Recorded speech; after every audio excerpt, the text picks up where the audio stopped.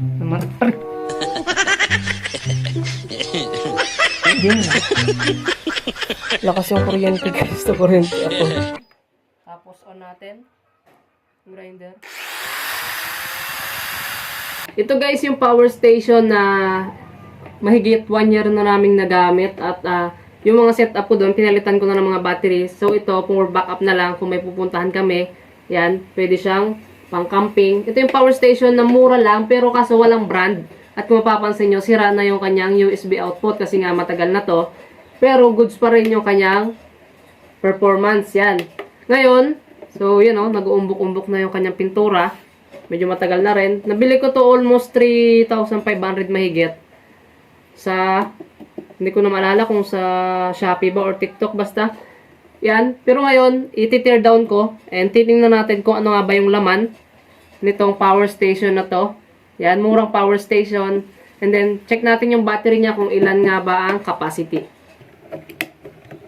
Dito ba to kinakalas? So, baka dito rin siguro. Yan. Medyo kinakalawang na yung kanyang lagayan ng screw kasi nga medyo matagal na rin tong power station na to.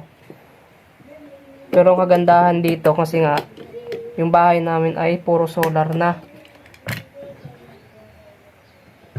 Naman. Ding. Lakas ng kuryente guys. Ito kuryente ako. Sis. Grabe.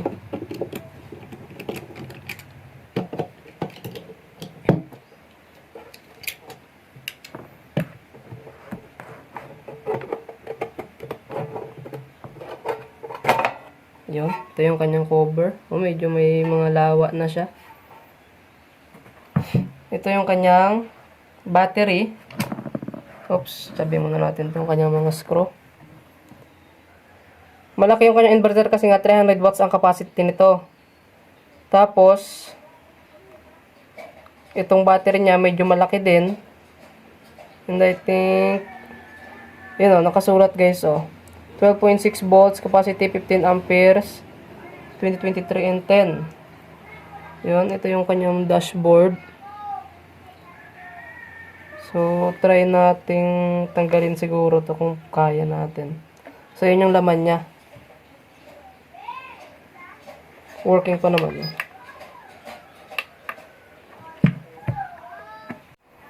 Yun guys. Ginamit ko tong grinder dito, pero modified sine wave to guys.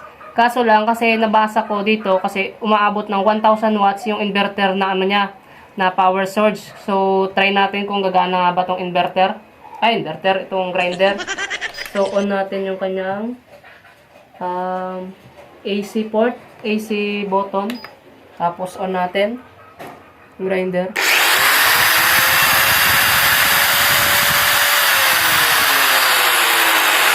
Yun guys, gumagana nga. Lakas ng inverter nito guys. Yun o. Oh. Diyan siya naka-connect. So, ayos pala tong power station na to mga boss. Malakas siya. So, yan o. Try natin ulit buksan. Oh.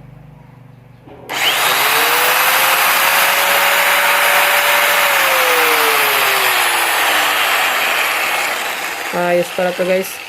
So sa halagang 3,000 pesos guys, sulit yung pera nyo.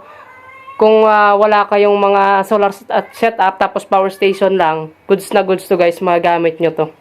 So okay pala tong power station na to.